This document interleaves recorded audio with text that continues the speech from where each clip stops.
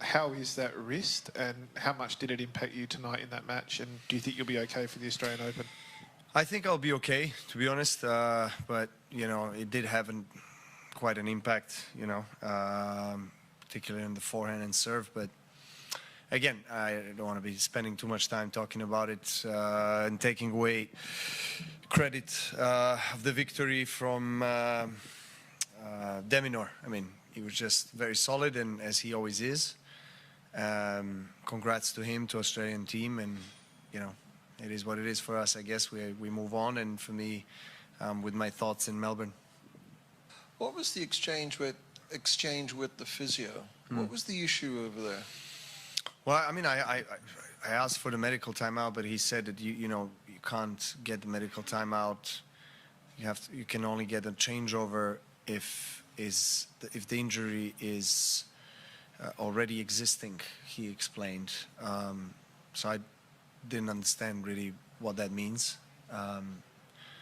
But he said that I told him that it was improving, so that's why he didn't think that I should get a medical timeout. And I said it was improving before the match, but then as the match progressed, yesterday and also today particularly, it was getting worse, so I needed treatment.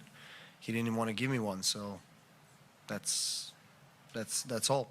There's not much more I can say. Or debut at the United Cup.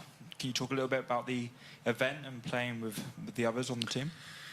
Well, this kind of atmosphere is really unique,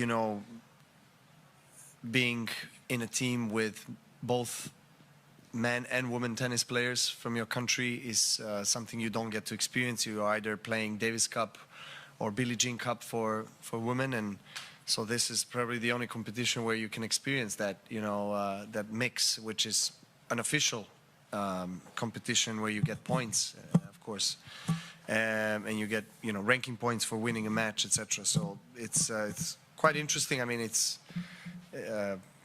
nice to be able to represent your country, always an honor, and to share the locker room with others. Of course, it's at the same time a little bit draining, because you don't have your own routines that you normally do on individual events, so that plays a part as well. But you don't play many times this kind of event, maybe once a year or something. I mean, for me, it's the first time. But I did enjoy it. I think it was a really good, cool atmosphere, and we had fun. And that's, in the end of the day, those kind of memories stay with you forever. Novak, Mitch again from the West. What's your plans now between now and the Australian Open?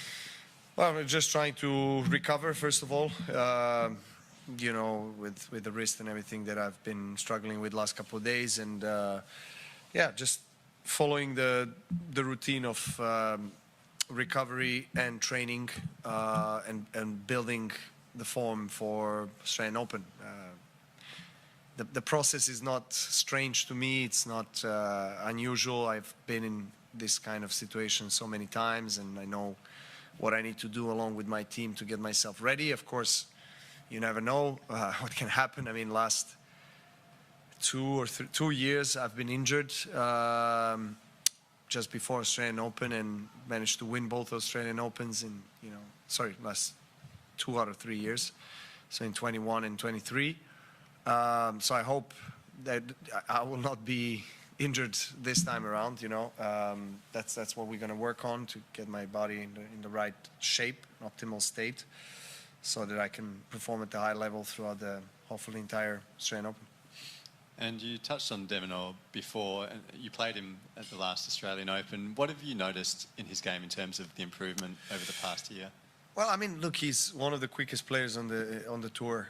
He takes the ball early. He's comfortable to come to the net, and he's obviously using his serve well. He's a very all-around player, and great competitor, great fighter, and he's going to make you work very hard. You're not gonna get easy wins or easy points. He was trying to take the ball early tonight and be aggressive in every short ball. Tried to really challenge me, and he did it. He did it well. he was consistent and played a good match.